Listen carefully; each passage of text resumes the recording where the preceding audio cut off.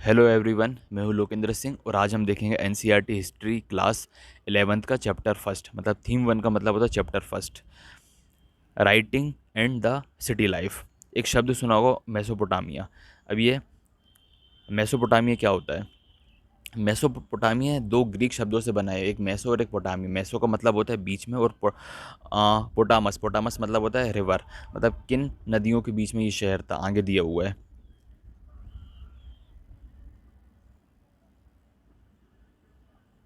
अगर शहरी सभ्यता की बात की जाए तो मेसोपोटामी सबसे पुरानी, मतलब शहरी सभ्यता की जो शुरुआत है वो मेसोपोटामिया से हुई थी। अभी मेसोपोटामिया है कहाँ पे? दो नदियाँ हैं, यूफ्रेट्स और टिग्रिस। इन नदियों के बीच में मतलब मतलब ये जो शहरी सभ्यता यहाँ है, मतलब ये जो एरिया है इन दो नदियों के बीच में है, जिसे आज अपन नॉर्मली इराक नाम से जानते हैं। मेसोपोटामिया अपने टाइम पे, मतलब आज से तकरीबन हज़ारों साल पहले की बात है ये। मेसोपोटामिया जानी जाती थी अपनी प्रॉस्पेरिटी के लिए, सिटी लाइफ के लिए, अपना रिच लिटरेचर के लिए, अपनी मैथमेटिक के लिए, एस्ट्रोनॉमी के लिए। मतलब आज जैसा इराक की कंडीशन है उससे आज से कई हज़ारों साल पहले उससे और बेहतर था, उससे लाखों गुना, हज़ार गुना, करोड़ों गुना बेहतर था। जो मेसोपोटामिया का राइटिंग सिस्टम है, जो उसका लिटरेचर है, वो बाकी के देशों में भी फैला, जिसे आज अपन सीरिया, टर्की नाम से जानते हैं। 2000 BC, 2000 BC मतलब होता है बिफोर क्रिस्ट एरा। मतलब तकरीबन आज से 4 साढ़े 4 हज़ार साल पहले की बात हो रही है। मतलब ये उससे भी, मतलब ये जो मेसोपोटामी सभ्यता है ये उससे भी पहले की थी। मतलब कहाँ तक पहुँची? सीरिया, टर्की, इजिप्ट तक। और उनकी जो राइटिंग और मतलब राइटिंग है और स्क्रिप्ट है, लैंग्वेज है, वो भी मेसोपोटामी की इन देशों में पहुँची। इसमें हम देखेंगे कि मेसोपोटामी की सिटी लाइफ के बारे में, और उनकी जो लेखन शैली है, उनकी जो राइटिंग कल्चर है, उसके बारे में देखेंगे। और जो इनकी राइटिंग कल्चर से क्या क्या आउटकम्स हुए हैं उसके बारे में देखेंगे।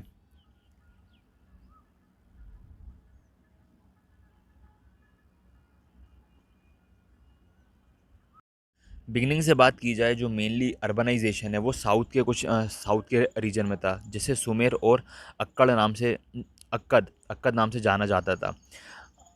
आफ्टर 2000 BC, मतलब आज से 4,000 साल पहले, 4 साढ़े 4 हज़ार साल पहले, जब बेबील बेबीलियन बेबीलोन एक इम्पॉर्टेंट सिटी बन गया था, तब उस शहर का नाम बदलकर बेबीलियोना रख दिया गया था। और लेकिन 1100 BC के बाद, मतलब आज से तकरीबन 3,000 या 3,000 या 3,200 साल पहले असीरिया लोगों ने अपना वहाँ पे किंगडम इस्टेब्लिश कर लिया था, और जिसे सीरिया नाम से जाना जाने लगा था। पहले उसकी जो भाषा है वो सुमेरियन थी। बाद में क्या हुआ? अक्कडियन अक्कडियन अ, अक्कडियन लोग आए, मतलब जो अक्कड़ अक्कड़ लोग जो हैं, जो अक्कडियन भाषा बोलते हैं, वो लोग आए, फिर भाषा उसकी अक्कडियन हो गई थी। और ये भाषा मतलब अलेक्जेंडर के टाइम तक भी रही थी ये भाषा। अब फिर 1400 BCE में, मतलब 1400 बिफोर क्राइस्ट एरा, एक और भाषा की शुरुआत हुई थी जिसे अरामिक भाषा कहते हैं। और ये जो भाषा है वो हल्की फुल्की हिब्रू से मिलती थी, और जिसे आज भी इराक के कुछ हिस्सों पर आज भी इस भाषा का यूज़ किया जाता है।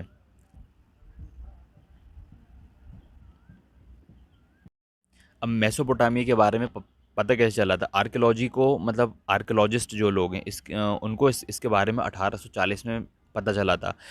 जो कि दो साइट हैं, रुक और मारी, जिसके बारे में आगे पढ़ेंगे। इसकी जो खुदाई है वो मतलब डिकेट्स तक चलती है। डिकेट का मतलब होता है 10 साल को डिकेट्स बोलते हैं, और 100 साल को सेंचुरी बोलते हैं। डिकेट्स तक मतलब कई दशकों तक इसकी खुदाई चलती रही थी।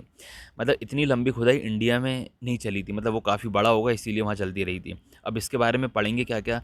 मतलब जो मेसोपोटामिया की बिल्डिंग है, मतलब जो खुदाई में क्या क्या मिला, मेसोपोटामिया की बिल्डिंग मिली, स्टेचू मिले, ऑर्नामेंट्स मिले, जो भी उनके गहने वगैरह हैं, जो भी उस टाइम पर जो जिस टाइम जैसे भी वो गहने पहनते थे वो। और ग्रेव से कब्र मिली, उनकी सील मिली, और हज़ारों प्रकार के डॉक्यूमेंट्स मिले हैं।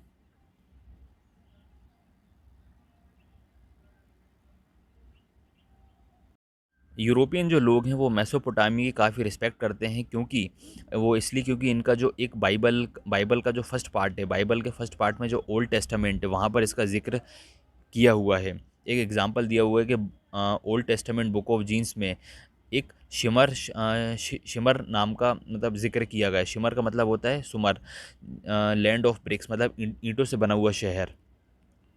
और जो ट्रेवलर हैं, स्कॉलर हैं यूरोप के, वो मेसोपोटामिया को a kind of ancestor land मतलब मेसोपोटामिया को अपने पूर्वजों की स्थान मानते थे कि भैया हमारे यहाँ पूर्वज, ये जगह जो है हमारे पूर्वजों की है। जब आर्कियोलॉजिस्ट ने इसकी मतलब शुरुआत की थी, मतलब मतलब इसको जब खुदाई का काम चालू हुआ था तो इसको literally truth of old testament मतलब इसके जो बात लिखी गई है वो सिद्ध भी हुआ था।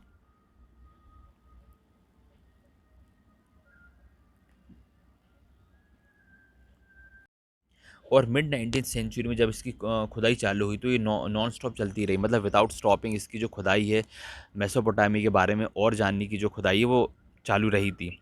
और 1873 में एक जो मतलब एक ब्रिटिश ब्रिटिश लोगों ने खुदाई की थी। उनका जो पर्पस था, उनको ऐसा लिखित एविडेंस चाहिए थे जिसमें द स्टोरी ऑफ फ्लड मतलब बाढ़ की कहानी दी हुई है, जिसको मतलब जो कहानी बाइबल में मेंशन करके रखा, मतलब ऐसा कुछ लिखा एविडेंस मिल जाए, कुछ मतलब कहीं कुछ मिल जाए जहाँ पे फ्लड की कहानी दी हुई है। 1960 तक ये माना जाने लगा जो ओल्ड टेस्टामेंट की कहानियाँ हैं वो मतलब सही नहीं है, लेकिन समस्या ये थी कि इसमें कुछ जिक्र किया गया था जो कि उसमें कुछ इम्पोर्टेंट चेंजेस थे। धीरे धीरे आर्कियोलॉजिस्ट जो टेक्निक है वो और ज़्यादा स्ट्रिक्ट होती गई, और अब इन पर भी बहुत ज़्यादा डिस्कस करने लगे, क्वेश्चन करने लगे कि भैया आम लोगों की जीवन कैसा था, आम लोग कैसे जिया करते थे, उनकी लाइफस्टाइल कैसी थी। और बाद में इनकी जो नैरेटिव्स हैं मतलब कहानियाँ हैं वो धीरे धीरे धुंधली होती मतलब बैकग्राउंड में चली गई। अब जो आगे हम देखेंगे मतलब जो लेटेस्ट मतलब लेटर स्टडी आगे जो हम देखेंगे जो चैप्टर में, वो लेटर स्टडी के बारे में मतलब स्टडी के बाद की बाद की बात है। ये रहा ईरान, ये वाला एरिया है इराक का।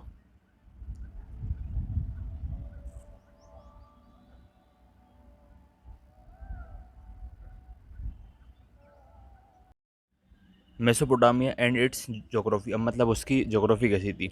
इराक एक बहुत ही अच्छा मतलब लैंड है, एनवायरनमेंट के मामले में, एनवायरनमेंट के नज़रिए से देखा जाए तो बहुत ही डाइवर्सिटी है उसमें। इसके नॉर्थ ईस्ट में ग्रीनरी है जो काफ़ी फैली हुई है, धीरे धीरे ये काफ़ी ग्रीनरी फैलती गई।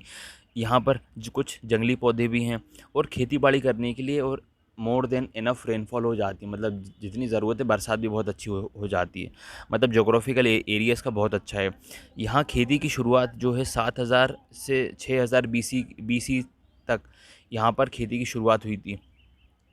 और इसके नॉर्थ में स्टेप है। स्टेप का मतलब होता है कि हरे भरे बड़े बड़े घास के मैदान जहाँ पर एनिमल चर सकते हैं, और एग्रीकल्चर से ज़्यादा बेहतर लाइफस्टाइल एनिमल हर्डर की मानी जाती है। मतलब जो व्यक्ति खेती किसानी करता है उससे ज़्यादा बेहतर लाइफस्टाइल उसकी मानी जाएगी जो चरवाहा मतलब जिसके पास जानवर हैं। और सर्दियों के बाद यहाँ पर हल्की फुल्की बारिश होती है, और उसके बाद जहाँ पर घासें फूसें तो हल्की फुल्की श्रब्स वगैरह झाड़ियाँ उग जाती हैं, जिसको जो कि गोट और शीप के लिए काफ़ी अच्छी मानी जाती हैं। और यहाँ पर एक टिग्रिस रिवर है जो कि ईरान को जोड़ने में काफ़ी मदद करती है। साउथ में डेज़र्ट है, ये वही डेज़र्ट है जहाँ पर पहली बार मतलब पहला शहर और पहली बार लिखने की शैली को मतलब पहली बार लिखने की शैली आई थी यहाँ पर। और डेज़र्ट भी जो है वो डेज़र्ट मतलब ज्योग्राफिकल एरिया की नज़रिए से शहर बसाने के लिए बहुत अच्छा है, क्योंकि जो रिवर है यूफ्रेट्स और टिग्रिस, ये नॉर्दर्न माउंटेन में जब ये बाढ़ वगैरह आती है तो अपने साथ बहुत सारी फर्टाइल मिट्टी लेकर आती है, और बाढ़ का जो पानी है वो खेती बाड़ी के लिए उसको कैनल वगैरह बनाकर खेती बाड़ी के लिए यूज़ किया जा सकता है।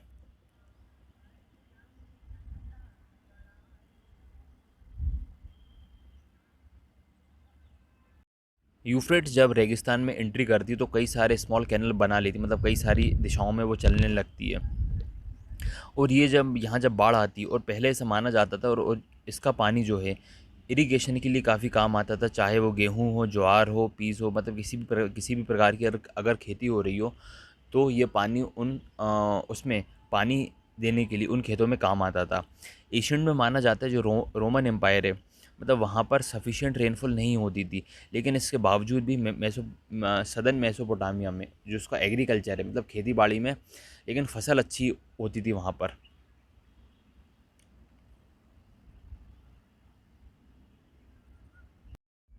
मेसोपोटामिया में सिर्फ एग्रीकल्चर ही नहीं होता था, जहाँ पे भेड़ बकरी भी पाली जाती थी, जो कि नॉर्थ ईस्टर्न प्लेन में स्टेप्स में जहाँ पे बड़े बड़े घास के मैदान है, वहाँ वहाँ पर इन्हें पाला जाता था, मतलब वहाँ पर ये जो चरवाहा लोग हैं वहाँ पर रहते थे। नॉर्मली जहाँ पर बाढ़ आने की संभावना है उससे अगर कंपेयर करा जाए तो ये घास के मैदान बहुत हाइट पर थे, मतलब जहाँ पे बाढ़ बाढ़ तो आ ही नहीं सकती थी। नॉर्मली यहाँ पे क्या क्या अवेलेबल रहता था, मीट, मिल्क और वुल्फ, मतलब ये तीन चीज़ें सामान्य तौर पर वहाँ पर अवेलेबल रहती थी। और मछलियाँ जो हैं, नदी में भरपूर मछली होती थी। और गर्मियों में जो डेट्स हैं, मतलब खजूर खजूर की किसी प्रकार की कमी नहीं रहती थी, गर्मियों में खजूर मिल जाते थे। लेकिन हमें ये नहीं भूलना चाहिए कि शहर जो बने, स्मार्ट सिटी जो बनी है, मतलब स्मार्ट सिटी उस टाइम की स्मार्ट सिटी, मतलब जो शहरों का विकास हुआ है वो रूरल प्रॉस्पेरिटी से हुआ है। इसका मतलब होता है कि ग्रामीण एक एक गांव संपन्न बना है, तो मतलब गांव बेस है उसका। जो शहर बने हैं उनका गांव बेस है। अब इसके बारे में आगे डिस्कस करेंगे, लेकिन हमें पहले सिटी लाइफ के बारे में देखते हैं।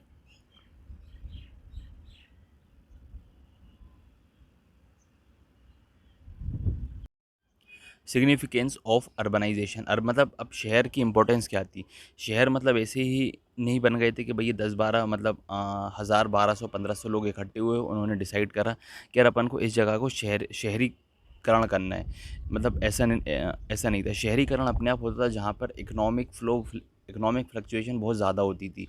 फॉर एग्ज़ाम्पल किसान है जहाँ पर पर्टिकुलर एक मार्केट लगता था, तो किसान जब अपना जो सामान वगैरह बेचने जाते थे, और खरीदने वाले लोगों को भी पता होता था कि यार उस जगह पर कि यार गेहूँ मिलता है, चावल मिलता है, या बाकी की सब्जियां हैं वो मिलती थी। तो बेसिकली इससे अपने आप अर्बनाइजेशन होता है उन उन जगहों पर। और नॉर्मली क्या होता है कि वहाँ पर धीरे धीरे लोग बागों ने उसी जगह पर बसना ज़्यादा बेनिफिशियल लगता है कि यार अब कई लोग सोचते हैं कि यार नहीं, यहीं बस जाते हैं, यहाँ थोड़ा ठीक है, अपन को इतना ट्रैवल नहीं करना पड़ेगा। तो धीरे धीरे धीरे इन सब ये अर्बनाइजेशन की प्रोसेस होती है। उसके बाद नॉर्मली क्या होता था कि सब एक दूसरे पर डिपेंड रहते थे, मतलब कोई व्यक्ति जॉब कर रहा है, कोई व्यक्ति अब उसको दूध चाहिए तो वो भैंस थोड़ी ना खरीद के लाएगा। तो बेसिकली ये अर्बनाइजेशन शहरों में, मतलब हर व्यक्ति एक दूसरे से, मतलब एक दूसरे पर डिपेंड रहते। फॉर एग्जांपल दिया हुआ है कि जो स्टोन होते हैं, जो सील वगैरह रहती है, उनको तोड़ने वाले अलग होते हैं, उनकी नक्काशी करने वाले अलग होते हैं, ट्रेडिंग करने वाले अलग होते हैं। बेसिकली अर्बनाइजेशन का फॉर्म ही यही है। The division of labour is the mark of urban life.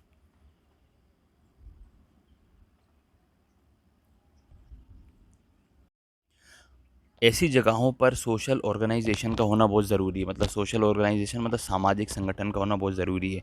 क्योंकि fuel metal various various stone और वुड्स वगैरह जो हैं, ये सिटी में कई जगहों से आती हैं, और अभी आती हैं, तो इनके लिए स्टोरेज की भी ज़रूरत होनी चाहिए। और गांव से जो ग्रेन्स आते हैं, बाकी के फूड्स आते हैं, उनको भी हमें स्टोर करना है, डिस्ट्रीब्यूट करना है। और इसके अलावा कई सारी एक्टिविटी होती हैं। और जो कि ब्रोंज़ के जो टूल्स हैं, उनके मतलब सील कटर के लिए किन किन चीज़ों की ज़रूरत पड़ती है। ब्रोंज़ के टूल्स हैं, उसके लिए पोर्ट्स चाहिए हमें, कई सारी चीज़ें और उसके कई सारी चीज़ें चाहिए, औजार चाहिए। अब ये जो सिस्टम है, कुछ लोग कमांड देते हैं, तो कुछ लोग इसको उनकी आज्ञा का पालन करते थे। और जो अर्बन इकनॉमी को अपने रिटर्न रिकॉर्ड की भी काफ़ी ज़रूरत पड़ती है। तो ऐसे बहुत सारे काम हैं जो अर्बनाइजेशन कैटेगरी में, अर्बनाइजेशन शहर में आते हैं।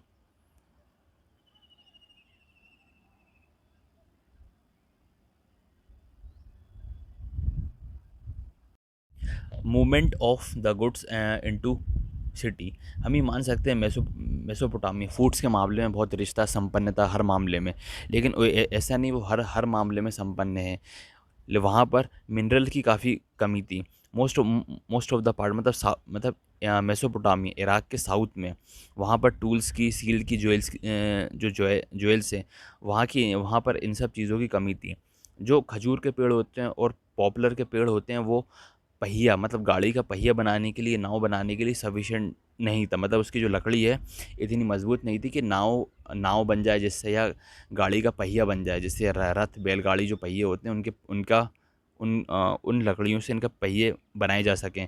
और बाकी के जो मेटल हैं उनसे वो भी इतने ज़्यादा कुछ खास नहीं थे कि उनसे ऑर्नामेंट्स वगैरह बनाए जा सकें। तो हम ये ऐसा मान सकते हैं कि मेसोपोटामिया के लोग इसीलिए अपना जो सामान है, एग्रीकल्चर का सामान है, यहाँ लाते थे टर्की, ईरान और जो गल्फ़ कंट्री में, और यहाँ से would, copper, tin, silver, gold वगैरह ले जाया करते थे। और यहाँ पर जो टर्की वाला एरिया, ये इनको एग्रीकल्चर में ये लोग प्रॉस्पेरस नहीं थे, तो आपस में एक्सचेंज कर लिया करते थे। अब ये एक्सचेंज तो हो रहा है, लेकिन इसके लिए प्रॉपर एक डिपार्टमेंट होना चाहिए, सोशल ऑर्गेनाइजेशन होना चाहिए, संगठन होना चाहिए।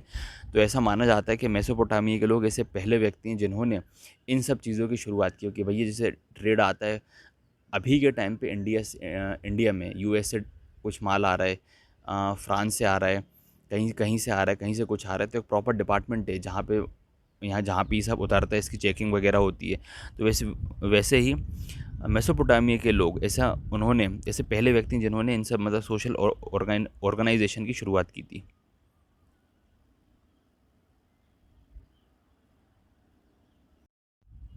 मेसोपोटामिया हम मानते हैं कि भई ये क्राफ्ट, ट्रेड, सर्विसेज है, कई मतलब हर प्रकार की सुविधाएँ। अब शहरीकरण के लिए ट्रांसपोर्टेशन की भी बहुत ज़्यादा ज़रूरत होती है। अगर हम किसी जानवर मतलब सामान ढोने के लिए ट्रांसपोर्टेशन की तो ज़रूरत पड़ती है।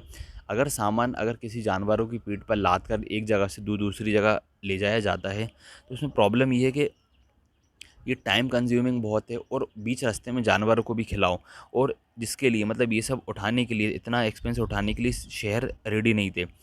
और जो इसीलिए जो चीपेस्ट मोड था ट्रांसपोर्टेशन का, वो था नदी के सहारे एक रास्ते से दूसरी जगह सामान ले जाना, क्योंकि वो थोड़ा आसान पड़ता था। ये यदि जानवरों की पीठ पर लाद कर ले जाया जाए तो प्रॉब्लम ये थी कि भई समय भी लगेगा, और अपना उनको जानवरों के लिए खाना खाना भी रखो साथ में।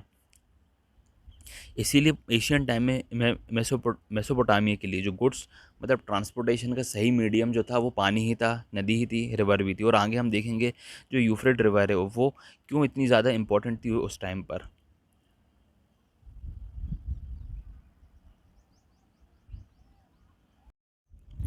The development of writing. Her society के पास अपनी एक भाषा है, चाहे वो वर्बली हो, चाहे वो ओरली हो। सबके अपने अपने मायने हैं, लेकिन जब हम बात राइटिंग की करते हैं, जो लिखित रूप में होती है, वो विजिबल होती है। उसमें उसमें कुछ प्रकार के साइन होते हैं जिसके कुछ मतलब होते हैं। जैसे ये दी हुई है, इसको ये साइन, ये इनका कुछ मतलब है।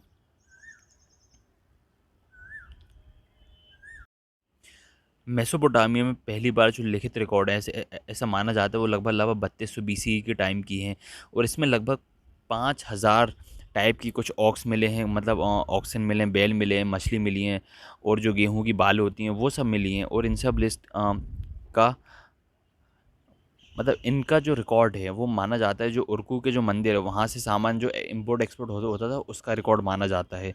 और ऐसा मतलब स्पष्ट रूप से हम कह सकते हैं कि जब से सोसाइटी में, जब उन लोग को ऐसा लगा होगा कि यार नहीं, अब हम जो ट्रांजैक्शन कर रहे हैं, हम जो एक्सपोर्ट कर रहे हैं, बिज़नेस कर रहे हैं, उसका हमें प्रॉपर एक रिकॉर्ड रखना चाहिए, तब से इसकी शुरुआत मानी जाती है।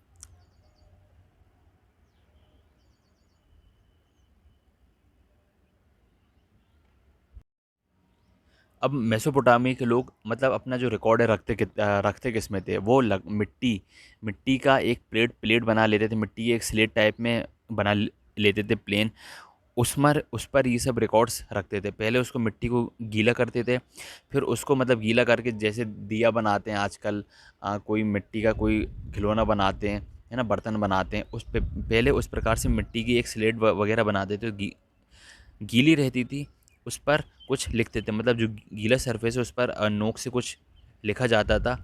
और कुछ टाइम के बाद जब वो सूख सूख जाती थी, मतलब गीली मिट्टी में एक स्लेट बना ली, उसमें अपना जो रिकॉर्ड है, रिकॉर्ड नोट कर लिया, अब क्या होता है, सूखने के बाद उस पर आप कुछ नहीं कुछ मतलब फिर उसके बाद कुछ ऐड नहीं कर सकते थे। जो रिकॉर्ड है, मतलब कुछ टाइम के बाद वो रिकॉर्ड वेस्ट हो जाते थे, तो उनको फेंक दिया जाता था। और ऐसा हर ट्रांज़ैक्शन के लिए, मतलब हर बिज़नेस के लिए कुछ टाइम के बाद उन्हें नई टेबलेट की ज़रूरत पड़ती थी। तो वो दोबारा से मिट्टी लाते थे, दोबारा से गूँथते थे, फिर उसको ना यूज़ कर फेंक देते थे। इसीलिए हमें आज मेसोपोटामिया में हंड्रेड्स ऑफ टेबलेट मिले हैं ऐसे, मतलब कई सारे सैकड़ों मिले हैं, हज़ारों मिले हैं, जो मतलब उन अ, मेसोपोटामिया की खुदाई में, जिसके बारे में आज हम इतना, मतलब इसीलिए, मतलब उसी के बेसिस पर आज हम मेसोपोटामिया के बारे में इतना जान पा रहे हैं।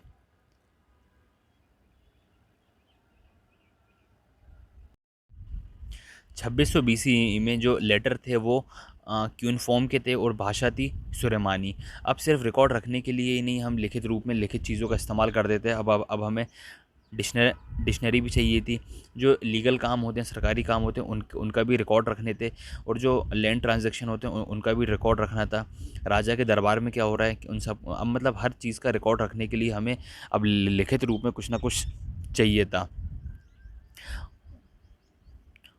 और जो सुमेरियन भाषा है वो मेसोपोटामिया की सबसे पुरानी भाषा है, लेकिन 2400 बीसी के बाद इसकी जगह अक्काडी भाषा ने ले ली थी। जिसको मतलब अक्काडी भाषा लगभग फर्स्ट सेंचुरी तक रही थी, मतलब लगभग 2000 से ज़्यादा साल तक अक्काडी भाषा चलन में रही थी।